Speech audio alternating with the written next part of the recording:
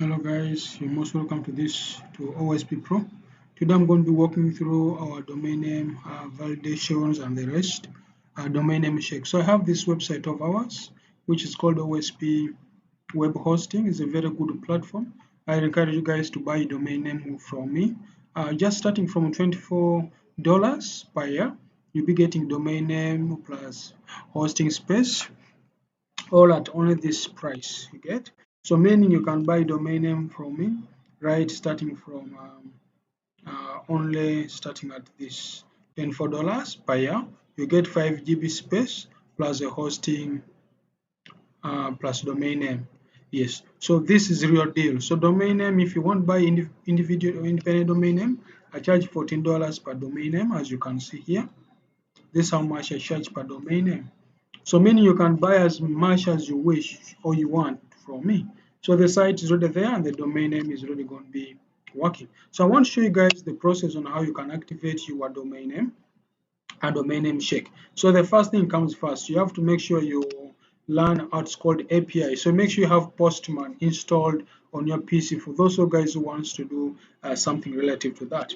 The next thing, you have to make sure you go to any website that supports domain name availability. Like you can go to domain name check. I'm going to put this on the video description on my YouTube channel. So if you know you're watching this video from maybe TikTok or another platform that you might find a chance to watch my videos, make sure you go to my YouTube channel and please subscribe, so you're going to be getting a chance each time I post a new video concerning domain name check.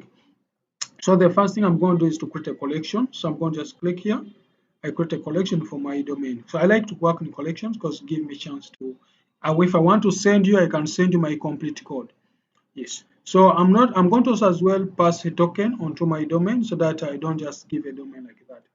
So this is going to be a domain name, domain name availability, domain name API. Right. So this is domain name API, the one I've just pasted there. So what I'm going to do, I'm going to just click here and I come back here. So what am I going to add? I'm going to just make sure I add a request. So I'm adding up a request on our domain name. So this is going to be get, because if you check here, I'm going to be using get. There's a get here. Where is it? Where are you? So if you check here, I have get method somewhere around here. I'm using get. So I'm going to be getting up from that. So here you can just put a name. So for example, check domain name, or check domain name check, or domain check, domain check API. So this is definitely domain name check. So what am I going to pass here? There's no parameter I'm taking there. I'm just going to paste directly in the body. Now remember, this is what they've given me here. So meaning the body, I keep nothing. So I'm just going to click here and I copy it from there. So when I copy that, I'm going to just paste that as a URL. You get? So when you paste that as URL, don't need to pass anything in the body. So when I click here, it returns for me now. It's just going to pick my IP this here. Now remember, how did I get my API key? The API key is got from creating up an account. So when you create an account, they're going to give you over 100 free domain, means 100 free shake. You get, by default. So you have to make sure you do that. So make sure you go to this domain and just create up an account. You'll be in a position to do a domain name check. So this should work out for you as expected. So when I come back here and I just try to paste this, I think you can see it's now processing and returning. So what am I trying to check here? I'm trying to check for the availability of Google. So as you can see from here, I passed up that domain name check, this one, the API tree, and then the domain name, this is this. So if I come back here and I pass maybe another name called maybe OSP Pro, maybe .com. So ospro.com, this is also already taken, so it should also tell you unavailable, as you can see.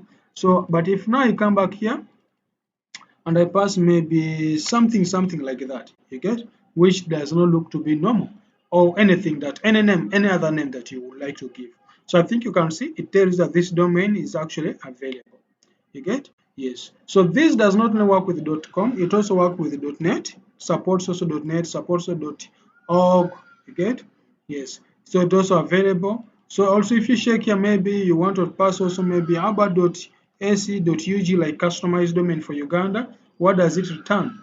So it tends to return, and it's also available, as you can see. So meaning this type of domain, it actually gives you the chance to do everything you want. Guys, this is the short video I've made for you concerning domain name check. Please subscribe to my YouTube channel. Each time I tend to make such a video, you'll be notified. And any of you guys having problem on integration into your site, please you get to me. Like just I happen to say I've made this site. So this is going to be having the domain check here. So when someone clicks there, I'm going to turn here. And also the good thing with the Postman in that I can now just do here and I get the code. So when I click there, I can get a code and I can use it in any language of my choice. That's a good thing with the Postman, in that I can change from Curl. Since I'm not going to use with the PHP, I can say, no, I don't want to use PHP. You can select another language that you want to use with in your code.